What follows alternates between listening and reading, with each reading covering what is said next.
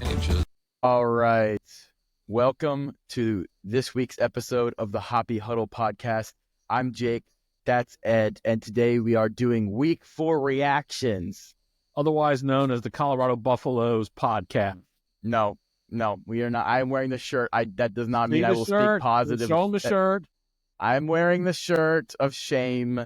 Yes. This does not mean I will speak positively about Colorado. It just means I will wear a shirt. We'll get to that game later, of course, but that will be a little later in the show. But I think we had a pretty great weekend of stuff. If you followed on the Instagram, you saw we were at the USC Michigan game. Got a little footage there. This from the story might still be up, not sure, of inside the stadium and kind of out the big house and the environment there. Great environment, loved it. Great experience, great game, honestly. But boy, if we could just get better cell reception around there, we could have posted a few more games. My goodness. I mean, a beautiful day, 82, 84 degrees, whatever, not a cloud in the sky. Two great football teams, tale of two halves. Boy, there's a lot to talk about in that game. But obviously, you always get a better feel for the game when you're there in person. You really can get a sense. Oh, yeah. I love being in person in a stadium, feel the crowd. You really can take a look at some different things you can't always see on television. That was a lot of fun. So we're ready to break that game down. What it meant was we couldn't see a lot of other games. I had to go back and watch little pieces of other games. Yeah. And look at some logs and some things. So we definitely have a lot of box score scouting this week. Yeah, did a little of that. And but we can talk about some things. And obviously we'll start with some breaking news tonight, just about maybe within the last half hour. He was on Brent Venables' show, Oklahoma coach Brent Venables' show. Michael Hawkins is the new starting quarterback over Jackson Arnold. And that's a big deal. That's huge. Yeah, I mean, the rumblings are that the Oklahoma is very impressed with this quarterback. And, Oklahoma got rid of Dylan Gabriel so they could go to Jackson Arnold. Arnold was so good, yeah. Yeah, and now they believed in him that much. And Oklahoma's offense has been dreadful. Can't figure it out. And now they're switching quarterbacks. Now, I know they like Hawkins a lot. I think a lot of it's been, Jake, I want to get your take. A lot of it, to me, has been the offensive line. They've had injuries. They haven't been able to hold up real well. Yeah. Hawkins may be good, but, man, if you're going Jackson Arnold, does he all of a sudden, you're probably rattle his confidence, and all of a sudden is Jackson Arnold your number one portal prospect for the 25 season already now? I think he has to be at least in the quarterback position. I agree with you. The Oklahoma's offensive line, they don't really have the depth there. Couple that with some injuries and the lack of receivers where it's basically just Burks or bust. I mean, you can't place it all on the feet of Arnold, but he certainly hasn't been consistent enough to run that offense. And if they really like Hawkins, make the move now. You don't want to dilly-dally. You got to make the move and commit to it. And I mean, if it works out for him, great. I agree with you that Arnold will be highly coveted in the portal. I think Michigan or Auburn would love to have Jackson Arnold right now, even with his flaws, even if Arnold is not all that we cracked him up to be. He's still better than a lot of starting quarterbacks at programs around the country. Yeah, I mean, this is not good for Jackson Arnold. I mean, you're basically committing to Hawkins. I don't know how you back this down. I mean, if you're Arnold now, you can't back out. Which makes me think Venables is not an idiot. It really makes me think that Hawkins is just that good. Like they just got it. They got the guy. And so they're done. I mean, I think this is it for Arnold. Absent injury, I'd be surprised if we see him again. But Hawkins, So who knows? Who knows where the season goes? But big shocking news out of Norman, Oklahoma tonight. So I agree. Do you want to just go ahead and dive in to talk about the Michigan USC game? Yeah, let's talk about that. Where do you want to start? Why don't you start us off? Let's talk. Let's go through it. Yeah, so we were at this game, Michigan USC. It was a great game. Michigan kind of dominated the first half.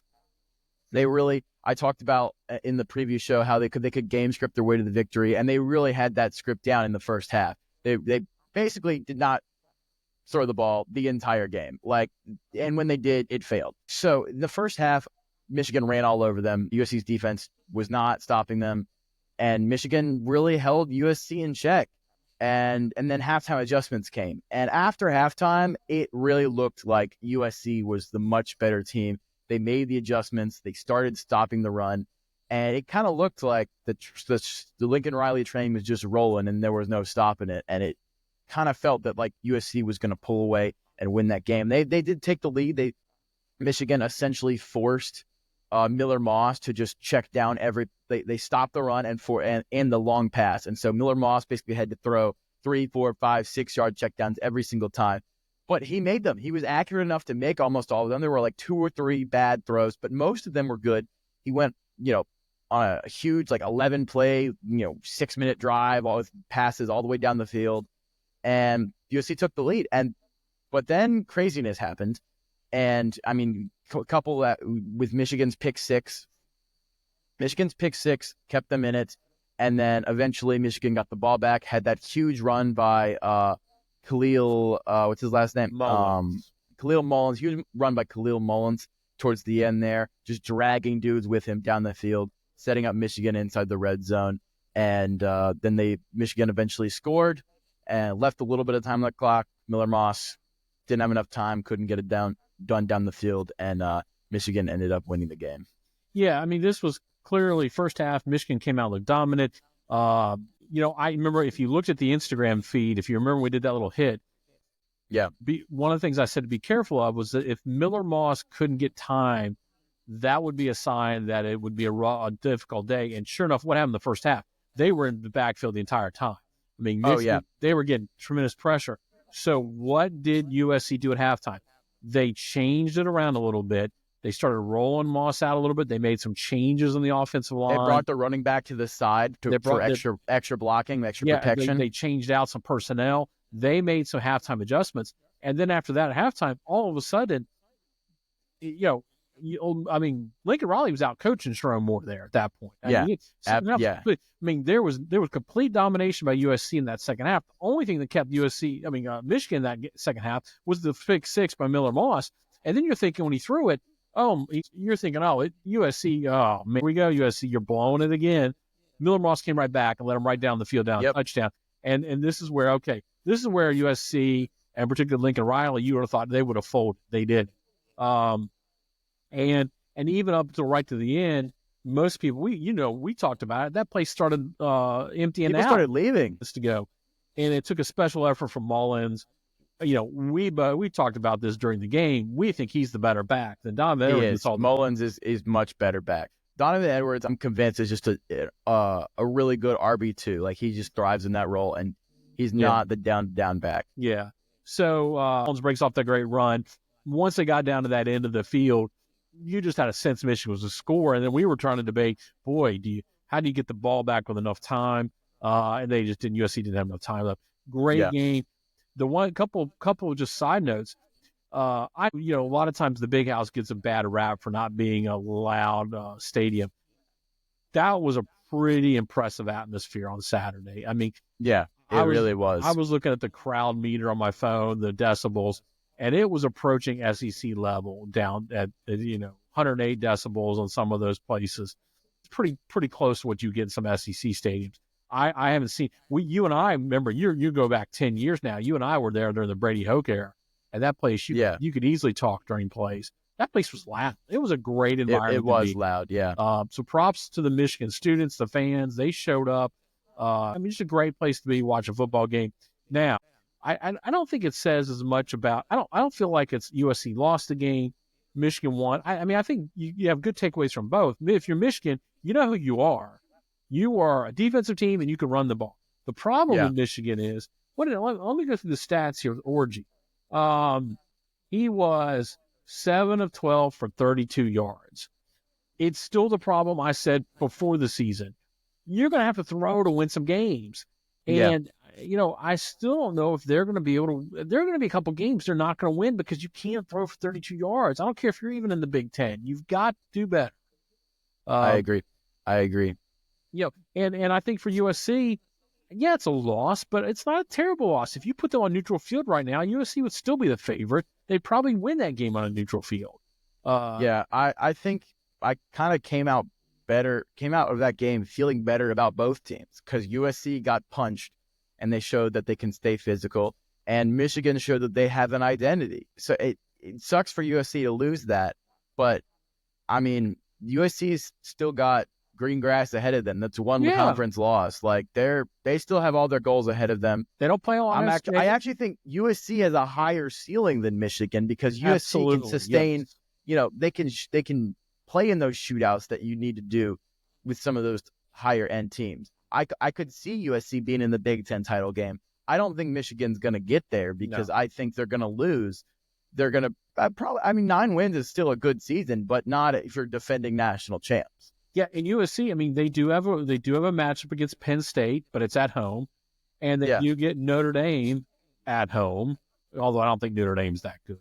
Yeah, the other tough. They have to get 2 other tough games: Rutgers and Nebraska, also at home. So all the rest of the games they have that you would even consider top tier Big Ten teams are at home. So you can easily see this USC team that could play at a high level and do a great and could still have maybe this loss or maybe 2 losses. I mean, this team is still competing for a playoff spot.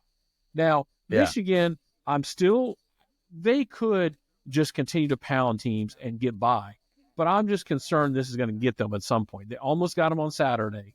And, we've talked about their schedule. They still have to go to Illinois. They have to go to Washington. It's not an easy schedule. They have to play Oregon. They have to go to Indiana. Okay? They have to go to Ohio State. That's 5 games right there. There were 3 or 4 of those on the road. Dude, Indiana might beat them. Indiana might beat Michigan. I know it's a crazy statement, but it could happen. Yeah. So I'm just concerned that this game plan, you're going to have to be able to pass for a little more. I just don't know that if I'm Michigan, I'm still a little concerned, but yeah. Anyway, I agree. I think we need to go and talk about the other big matchup, which was a little more disappointing, but not quite as close. Tennessee. Yeah, we called it. Tennessee, Oklahoma. Not as high scoring. I thought Tennessee would score more. I honestly, after watching back some clips and some highlights, I'm pretty impressed with Oklahoma's defense. To hold that Tennessee team to 25 points is a monumental feat. The problem is Oklahoma's offense did them literally no favors and gave them no chance to win this game. Yeah. And that's why Jackson Arnold got benched, which we just talked about, and why he's permanently benched now. I think Dylan Sampson, Tennessee's running back. Yeah. Dylan Sampson might be the best offensive weapon that Tennessee has. Nico is fantastic, but they haven't asked him to go out there and do everything that they need to. They've really leaned on the run game, which is schematically is something that the veer and shoot teams do. But you think about those teams and you think, oh, pass. But really they lean on the run game to pull those guys in so you can spread them out. And so having a good running back like Dylan Sampson sets up those big shot plays. And Tennessee, man, they are in that upper tier. They are in the elite tier. They are a SEC and a national championship contender, in my opinion. Yeah, I mean, the story with Tennessee year to date is not. First of all, they've been very impressive. Second of all, it's been their defense. It's been that defensive front. Yeah, their defense is great. The defensive front has been outstanding. They've really shut down everybody, and they haven't. Nico hasn't been asked to do a whole lot. He's been efficient, but he hasn't been lighting it up. He hasn't put up like Cam Ward kind of numbers, and that's okay. And you know what? This is his first season as a full-time starter. Nico's going to have opportunities against Alabama, against Georgia. There are going to be games down the road where they may need Nico to win the ball game. Right now, they haven't needed it. Dylan Sampson, the rushing game, the defense has been more than enough. On the flip side, we were worried about Oklahoma going into this game, not scoring enough points. They clearly can. We talked about the change of quarterback at the top of the podcast. I still think Oklahoma's got a hard schedule in front of them. This week they go play Auburn. They do. Which, I think they're a 3.5-point favorite. We'll preview that game later this week. But if I'm Oklahoma, you've got the defensive things figured out, okay, boy, but you're struggling offensively, and that's not a good place to be going into a tough SEC schedule. Yeah. I mean, if Hawkins turns out to be a significant upgrade over Arnold, that defense will keep them in some games. Yeah. And if he's really just like a playmaker, I think Oklahoma could snatch one of these upsets later. If the quarterback, a superior performance for a quarterback can mask a lot of problems, and if he's that good. But that's the thing, we don't know how good. We just don't know. We don't know what to expect from him. They still need one of their wide receivers to get back. I think you got that as well. People, so but their defense is, I'd say, probably top 10. Their defense is on that level that Oklahoma wants to be, but their offense is just nowhere near it. Yeah. So Tennessee moves on. And Tennessee's schedule is going to be pretty easy here for a few weeks. That includes Florida, and I think we're all looking ahead to that third Saturday in October matchup with Alabama. Even if Alabama has one loss, that's still going to be a banger of a game. Yeah, I want to hit on Utah, Oklahoma. Yeah, this is one I didn't get a lot of eyes on. I did watch some highlights of this one later. Same here. But from what it looked like, it did not appear to be a real barn burner of a game. Ollie Gordon averaged 3.8 yards a rush. Not a lot going there. You had Alan Bowman got benched mid-game. Cam Rising was out again. I don't know what Kyle Whittingham's problem is with an injury report, but like he has beef with he just leaks 5 different things at the same time. So Cam Rising may be out for the season for all we know. If Utah with Cam Rising is an elite team, Utah without Cam Rising is a good team. I think it might be time to talk about Oklahoma State if they're kind of a paper tiger here. They brought everybody back, but boy, it doesn't feel like it. Yeah, I mean, or is it just that Utah is the best team? And again, I'm coming around to this as much as I didn't think that was the case. And I picked Kansas State, and we'll get to them. I know it's not over yet. The season is we're still in September. Hey, everybody gets some balls and strikes. All right, I was clearly off about a lot of stuff too. Yeah. So, but it's also September, mind you. Let's talk in the conference championship game in December. Maybe this is more about an Oklahoma State. Let's see. We are going to get, I believe, Oklahoma State, Kansas State this week. Could be a good game. Well, and it's also going to be an elimination game for one of those teams, I think. It's really going to put the loser of that game is going to put you really in a difficult situation. I think it says a lot about Utah is just their depth, their ability to play defense. I mean, they just shut them down. Defense is really good. Defense is very good there. So, again, I don't have much. If Cam Rising had played, I think Utah would have scored more points. And I think to be taking Utah seriously as a national contender, I'm not going to take them seriously until I think Cam Rising's 100% healthy, and he's never been healthy. Yeah. So that is true. Let's see. All right. So do we want to start talking about the frauds of the we I think we need to have a discussion. We got to hit up Illinois, Nebraska real quick. Okay, let's do that. Ranked matchup. Those two teams are not frauds.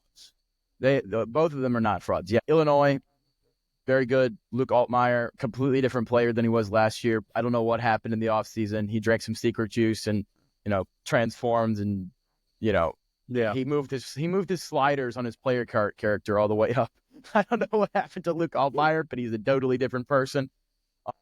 Dylan Raiola looked good. He had a couple good throws, but he ultimately, he just made a couple of bad reads, and he couldn't will them to a victory over a really kind of a superior team at every position except quarterback, in my opinion. Illinois just kind of whooped them on most fronts, except, I don't know. I mean, I can't really. Nebraska's corners might be better than Illinois' corners, but Illinois running game and that defensive line of Illinois' defense is very good, and they're a challenger in that second tier in the Big Ten.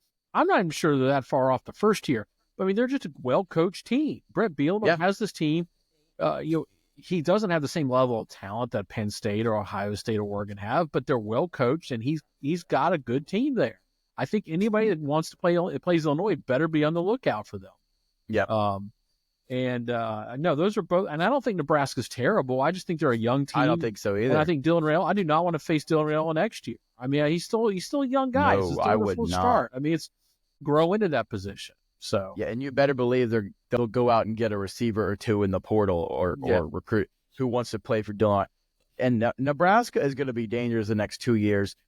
Raiola's a freshman. He gets to make freshman mistakes. He didn't make any stupid mistakes. No. He made just like the wrong read, but it wasn't like bad read that he threw a pick. It was just like he threw it to a guy for 3 yards instead of 10. But I'm not down on Raiola. I picked Illinois to cover. They did.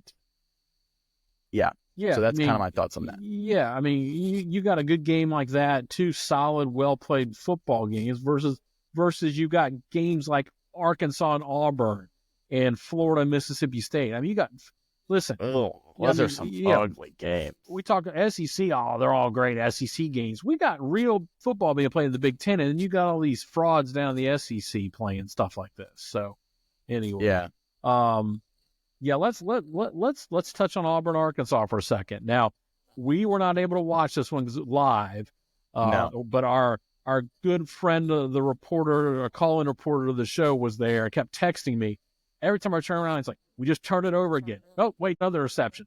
Wait, there's 3 interceptions within 22 minutes of the game. It was a turnover fest. And Arkansas contributed to it too. And I kept getting text messages going, oh my gosh, what is going on here in Auburn? They got a mess on their hands right now. And, he went away from Peyton Thorne. Now he's back with Peyton Thorne. They don't have a quarterback. The defensive line can't stop anybody. If you're flipping QBs, you got to just stick with it. You can't flip-flop. Nothing worse than that for the team. I mean, this season, all of a sudden now, you may not get to a bowl game. I mean, you're Auburn. And you better, listen, this is it on a bowl game. You better beat Oklahoma this week, or else you're definitely not getting to a bowl. Yep. Because still got Georgia, you still got Bama. Your schedule has still got some tough games down the road. So you've got these games. You've got just some ugly games in the SEC. This was one of them. And then you got LSU, who should beat a terrible UCLA team by 40 points. They kept that game close for too long. And I don't know why. I think LSU is just pretty mediocre. They haven't covered. They're 0-4 against the spread this year. LSU every time. Now, LSU. Fade LSU. Yes, they're one of the number of teams in the country that's hasn't covered anything against the spread. I told you at the beginning of the season I was fading LSU.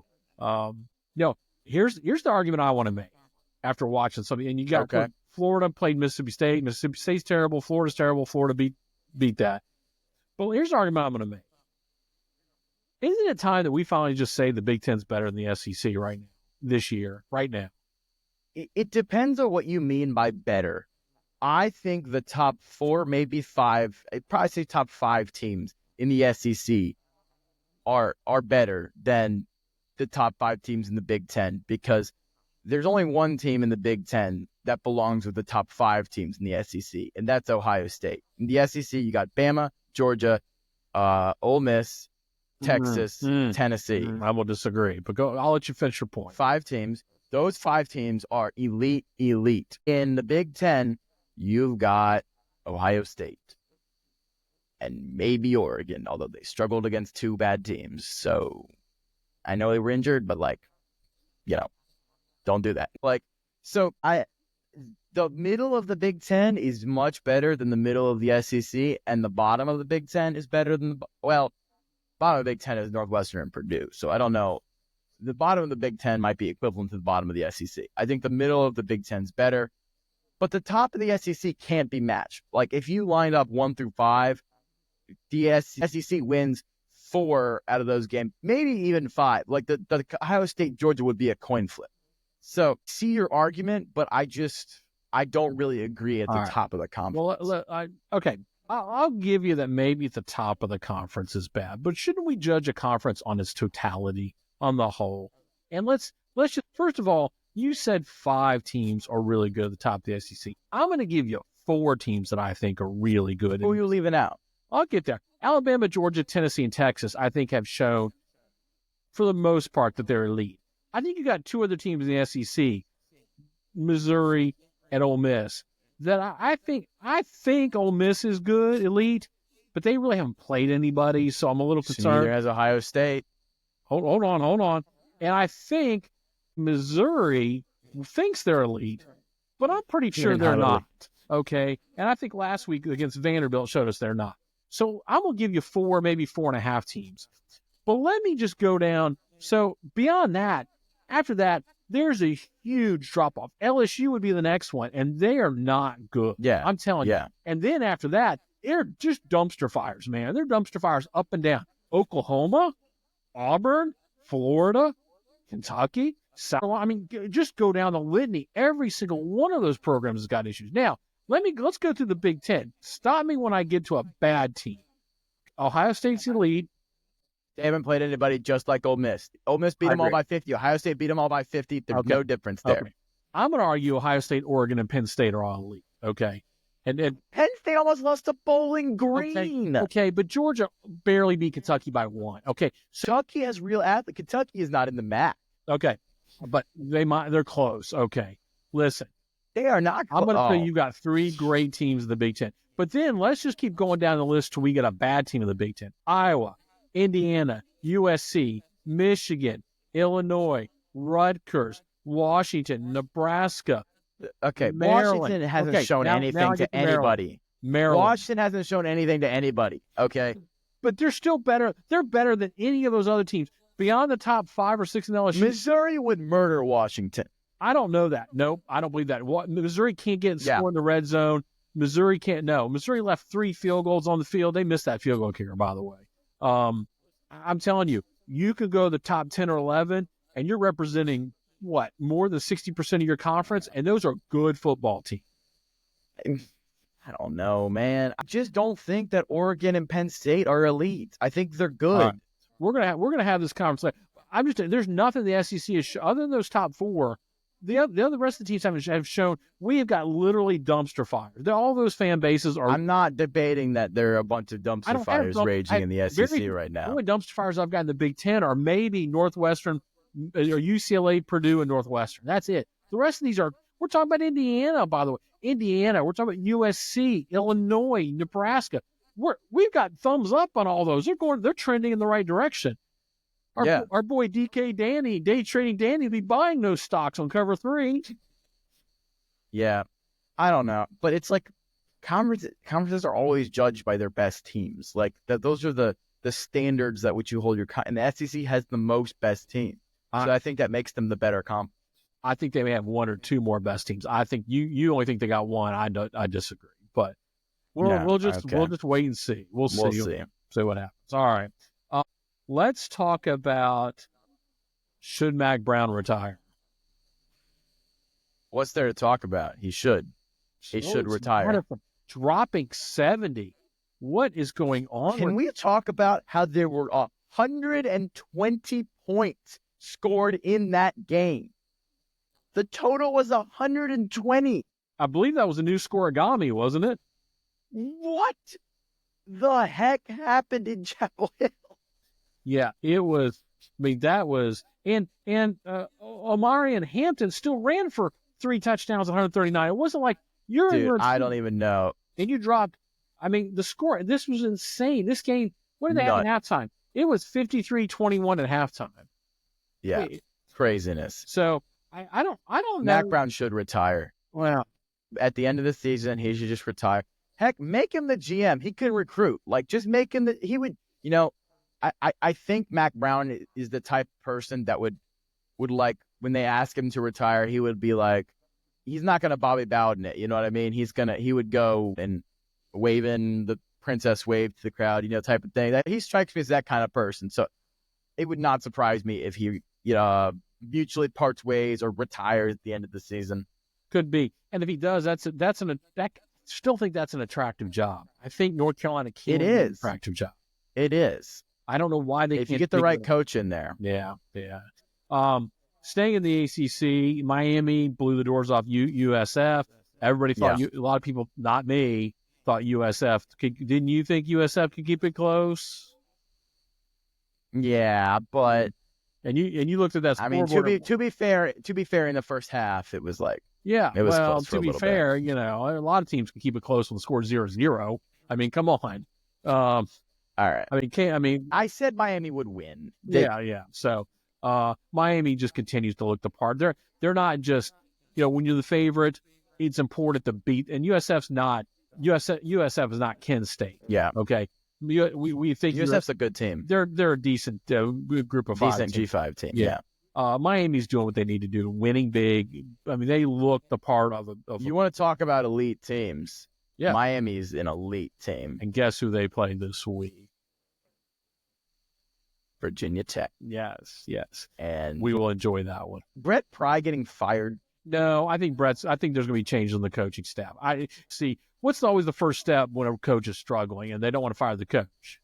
They fire the coordinators, but I never understand that because Harbaugh would be the only time in recent memory where that strategy actually works. Yeah, like it doesn't usually work. But that usually it doesn't work. Yeah, and you never know what you read. But let's be. Here's the thing.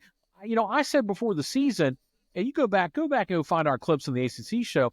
I said, don't count out Rutgers. Rutgers is a good team. Rutgers is a good team. And so everybody just goes, oh, it's in Blacksburg, and Virginia Tech's going to win this game. No, Rutgers is a good football team. Rutgers beat you badly last year. Why do you think you're better than Rutgers? You're not. Yeah. No, someone needs to give Greg Schiano the MVP award for making Rutgers a good football team. Yeah, they're hard-nosed. They run the ball. They almost blew this game. I mean, they had a big lead. They did. Again, you're playing in the Blacksburg. It's not an easy place to play. But I think anybody who thought this Tech team was going to be undefeated when they rolled into Miami and overlooked Rutgers, they should have beaten Vanderbilt. I mean, that was the game you should have won. But this was the game I never thought. I'd have thought, boy, this game's going to be tough no matter what. And of course, what happens? They didn't. So yeah. And now they're going to Miami. They're going to Miami. Not that that's a big home field advantage, but it's not in Blacksburg. Miami's going to smoke them on Friday. It's a Friday night game.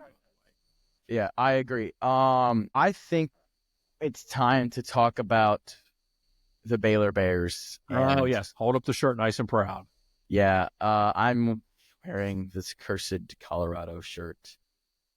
Oh, Baylor, why must you do me like this? Tell us how it happened, because I've got theories. This is the struggle of Baylor football. So Baylor had this game in the bag. They drive down the field. They could have kicked the field goal to go up by 2. They got a turnover on their own side, starting at like the 23-yard line or whatever. They went backwards. Then they missed the field goal. If they made it, it would have gone up by 2 scores and sealed the game. Then they give Colorado the ball. And they just let Colorado drive all the way down the field, or about halfway down the field. And then time's about to expire. And you know what happens? They do an overload blitz on prevent defense for no reason. And the one-on-one man back slips in the end zone. And Shedeur Sanders fires the rocket all the way down the field. They catch it in the end zone. We go to overtime. They score. Then Baylor fumbles through the back of the end zone. And we lose this game. And if that's just not the most Baylor ending of a football game, I don't know what is. Dave Aranda got fired last night. I don't know that he did or not. He did. You think so? Well, I think so. I know they like him. And technically, there are a lot of winnable games left on Baylor's schedule. So they could go out. They could still probably 6 wins is within reach. But they just... Oh, it's just heartbreaking, and it's really tough. They seem to be in control of that game, and then they missed the field goal. Okay, but what was worse than missing the field goal was they just didn't seem like they were trying to get the first down, or they got conservative. They've had this problem before on offense, trying to put teams away, and this happened 2 years ago under Dave Aranda when we were at BYU, and we went to double overtime. We could have sealed the game then too. Yep. Like Baylor. Dave Aranda does this. He gets conservative when he has a lead late in the game. You don't get aggressive. You give the other team an opportunity to get back into it, and they do, and they take advantage, and they have the momentum, and they win. Yeah. And it's a pattern with Dave Aranda, and I am defeated. I'm sad. It sucks, and Sawyer Robertson actually played pretty decently. Honestly, the team actually looked pretty good for most of this game, which is why the loss stings worse, because we looked like a good football team for a lot of this game. But it was a tough loss. That's one of the ones you just miss a bowl game. This one's going to kind of bother you. Yeah. And I don't know. I mean, he seems to be pretty popular with the administration. I wonder if he just gets to a bowl game, if he hangs on, because the recruiting classes look pretty good going forward in 25 and 26. So, the other surprise this weekend for me was Clemson hanging 59 North Carolina State. And maybe North Carolina State's just not very good this year, but the fact that Clemson can generate that much offense, to me, is a real positive sign. Maybe Cade Klubnik is better than we thought. Or at least that offense is starting to click a little bit. Maybe they got wide receivers now. Maybe he feels comfortable in there. And that Georgia game, maybe it was just a little rust on the first game of the season. Is it possible that a team on week 1 might not be as good as a team can get throughout a college football season? I'm old enough to remember back when a really highly rated Ohio State team lost to Virginia Tech in week 1. Yeah. And then they went on to win the national championship.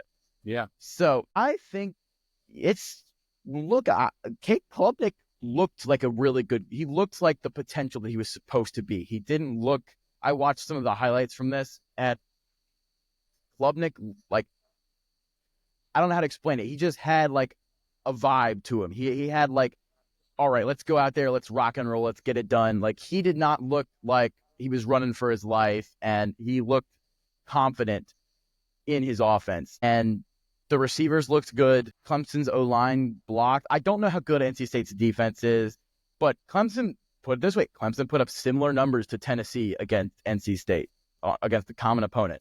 Yeah. So I don't know what you want to make of that offensive comparison, but Clemson may be a real playoff contender. And if Klubnik has somehow flipped the switch, he does have the tools to be an elite quarterback. Yeah. Yeah, they're going to be fun to watch. I think they're clearly established themselves as the number 2 team in the ACC. There seems to be a pretty big, those two and everybody else. I don't care what you say, Cal. So yeah, I think that for me, that'll be fun to watch them. And I don't think there's really anybody that's going to challenge Clemson for the most part, other than those two.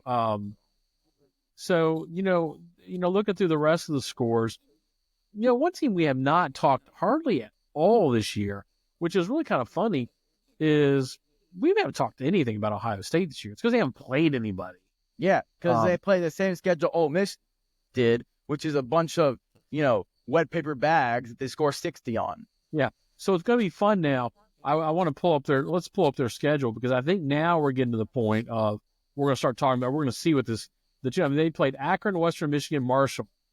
They played 3 games. Wow. Because they took a bye week early. Like they won 52-6, 56-0, and 49-14. Now they start off this week. Ohio State, and Michigan State, Iowa, Oregon, Nebraska, Penn State. Now it's going to get real and fun. And then I think we're going to see how good this team is. So, hey, hold on a second. I've got to take something. So, sorry guys. I got to 1 sec. Okay, so I'm going to just keep the podcast going here. This is great. Jake never turns it over to me, so I'm just going to keep going while Jake takes a phone call. So this is what happens when you're not paid to host podcasts. Crazy things happen. So now, since he's gone, I can basically make my arguments again how the Big Ten is the best conference. So the games we want to talk about. One game we have not touched on yet, and I got to eat a little crow on this one, is the Kansas State Brigham Young game. I thought Kansas State would play much better than this. This was the late night game in Provo. It should have been, Kansas State, Avery Johnson had too many turnovers, and, you get caught up in that frenzy. That's a tough place to play in Provo. And Kansas State just wasn't ready for big time, and it showed. And so now Kansas State, as we mentioned earlier, they're in an elimination game this week with Oklahoma State. I still believe that Kansas State can flip this around. I think you can have a bad game and still be okay. But there's no more margin for error now for for Kansas State. If you beat Oklahoma State, that schedule gets really easy. Colorado, West Virginia, Kansas, Houston, Arizona State, Cincinnati. There's nobody there they can lose to the last game of the season. So you got to win this week, Kansas State. I agree with you on that. I think the underlying score or the underlying stats in Kansas State BYU tell a lot different story. I think it was definitely I think, a closer game than the final score came out. I mean, Kansas State had 3 turnovers. Yeah. You don't have those 3 turnovers. This game might go differently. Kansas State outgained them by like 90 yards almost. Yeah. 38-9 sounds crazy, but it really wasn't. The difference in how good the teams are is not that great. You had a punt return. Yeah. You had a fumble. You had BYU had a fumble 6, right? Fumble return, and then you had a punt return. You had some crazy stuff to give BYU some points. But you're right. It was Kansas State outgained them by almost 120 yards. Yeah. So I mean, that's on Kansas State to execute, and they didn't. But I'm not entirely selling all my Kansas State stock yet. Yeah, and we were watching some of this game, at least the first half, and it really felt like Kansas State was kind of in control. And then it was a late night game. I didn't stay up to watch. I'd been up almost 24 hours because we traveled, and so I kind of went to sleep. And when I went to bed thinking, I feel pretty good about Kansas State. Next thing I know, I woke up in the morning and flipped it on and watched some highlights. I'm like, oh, that was ugly. So. Do you want to touch on the Iron Skillet, the final edition now for some reason? Because heaven forbid schools schedule rivalries with each other. Yeah, let's touch on that, and then we'll wrap up the podcast. So, a lot of points, 66-42. Defenses just took the night off, I guess. Sonny Dykes got ejected from the game, which is crazy. Has that happened in a recent memory? A coach is getting ejected for unsportsmanlike? I don't remember the last time it's happened, but I'm sure if it has happened, but it's been a while. Yeah. So at TCU had more total yards of offense, but SMU just outplayed them situationally, and they, scored more. Final score, SMU here. The new SMU quarterback, what was his name? Looked a lot. Jennings. Jennings. Yeah. He looks better than Preston Stone, and I'm thinking they should have switched earlier. The highlights I saw from him were pretty good. He seems to be able to complete some of those deep passes they need him to. SMU still doesn't have the analysis we had on SMU's defensive line, or TCU's defensive line, going into the season was correct. They portaled in a bunch of people, and those people were in the portal for a reason, because their D-line is not any good. Is not a good football team. No. And so does TCU let go of some coordinators at the end of the season? Maybe their D coordinator? I don't know. They've not been playing well. That's kind of what I got on that game. But okay. Well, good. Well, no, it was a good week overall. It was good to be out. I mean, I miss sometimes when we're at a game, I miss not being able to watch all the other games, but it's just so much fun to be at a game, especially when you're in a big one like that and get a sense. Addicted to the quad box. Exactly. So, all right. Well, we'll do a preview show this week. I don't know which night. Maybe can we do Wednesday night? I think Wednesday. Yeah. Wednesday night. I can do 9:00. I got to do good old field hockey season. So, all right. But we've got obviously we got a huge matchup to break down this week. Georgia, number 2, Georgia, number 4, Alabama. The biggest of them all. Yeah, and then massive matchup. And then we got a couple other pretty interesting ranked matchups too. So it'll be good stuff to talk about. Hoppe Huddle goes on the road. Who knows where we might be up this week? Maybe we can go find a game to go watch this week, Jake. Who knows? I think we can make that happen. So we got stay tuned to see where the Hoppe Huddle will be off to this week. Absolutely. So we got to hit the road and keep follow all the socials. So yeah. All right. So we follow the socials. Follow on Spotify, Apple Podcasts, on Twitter and Instagram, on YouTube and Twitch. We are on everything. Follow us, and updates of places usually go out on Instagram and Twitter, X. So thank you to our 2 viewers for watching. Appreciate it, and have a good night. Yep. Good night, Adley.